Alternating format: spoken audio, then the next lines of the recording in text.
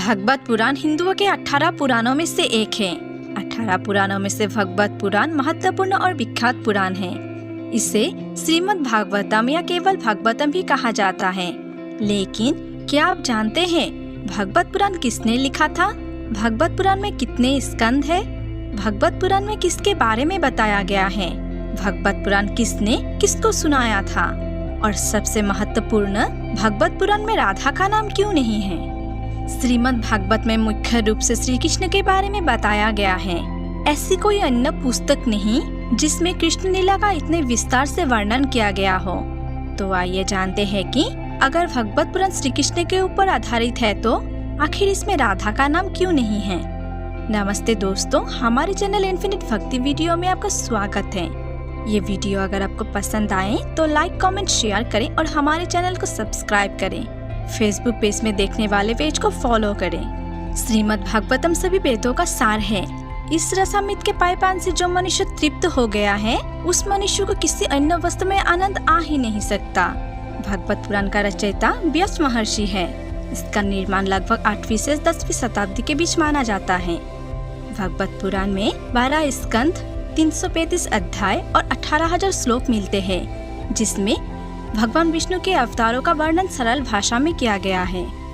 उनके अवतारों, विशेषकर भगवान कृष्ण के जीवन, उनकी लीलाएं और उनके उपदेशों पर बहुत ध्यान दिया गया है। इसमें भक्ति, देवी देवताओं की कथाएं, उपासना, धर्म, कर्म और मोक्ष के विषय पर भी चर्चा किया गया है। भागवत पुराण सर्वप्रथम शुकदेव जी ने परीक्षित राजा को सुनाया था। भागवत पुराण का लगभग 45% हिस्सा कृष्ण के बारे में है। राधा कृष्ण की आदि शक्ति है, इसलिए वो कभी भी उनसे अलग नहीं होती है। शक्ति और शक्तिमान को अलग नहीं किया जा सकता है। कृष्ण राधा से अलग नहीं है और राधा कृष्ण से अलग नहीं है, लेकिन लीला के लिए वे अलग हो जाते हैं। इसीलिए कृष्ण का वर्णन, राधा का भी वर्णन है। भागवत पुराण में श्रीमती राधा रानी का नाम एक बार भी उल्लेख नहीं है। भागवत में श्री राधा का स्पष्ट नाम उल्लेख न होने के कारण एक कथा ये भी है कि भागवत पुराण का व्यक्ता अपने पिछले जन्म में श्री राधा के महल के तोता थे, इसीलिए वो उनसे बहुत ज्यादा जुड़ा हुआ था। भागवत के व्यक्ता के रूप में उन्होंने राधा का नाम नहीं लिया, क्योंकि उनका नाम लेने मात्र से ही वे 6 महीने के लिए समाधि की स्थिति में चले जाते थे। राजा परीक्षित के पास जीवित रहने के लिए केवल 7 दिन थे।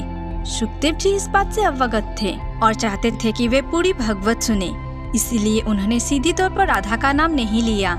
कुछ लोग तो ये भी बताते हैं कि राधा शुकदेव जी के गुरु थे और शास्त्रों के अनुसार एक शिष्य के लिए गुरु का नाम उच्चारण करना अनुचित है। इस प्रकार उन्होंने अस्पष्ट रूप से राधा का नाम उल्लेख किया। श्री राधा महाभाव स्वरूपिणी है, अर्थात उनका मूल स्वभाव महाभाव है।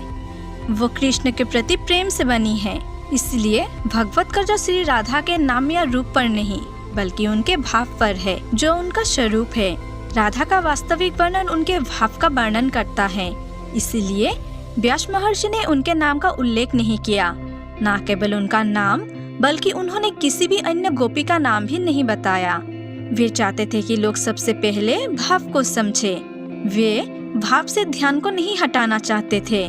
एक बार जब भाव समझ में आ जाता है तो लोग उस नाम का खोज भी कर सकते हैं, जो अन्य पुराणों जैसे पद्म, ब्रह्मवेदव, नारद आदि में पाया जाता है।